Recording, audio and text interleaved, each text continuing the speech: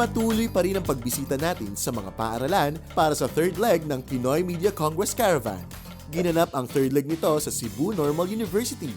Masayang nakibahagi ang mga estudyante sa makabuluhang discussions kasama ang mga practitioners ng iba't ibang fields ng media.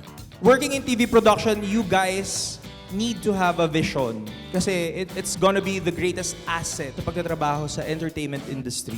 Nagkaroon din ng libreng workshops at screening ng isang restored classic film. Ikinatuwa rin ng mga kapamilya nating Cebuano ang pagharana sa kanila ng tawag ng tanghalang champion, Elaine Duran.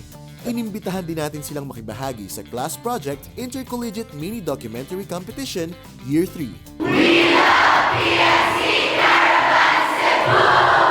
Basta balitang pandagdag kaalaman, dito malalaman yan.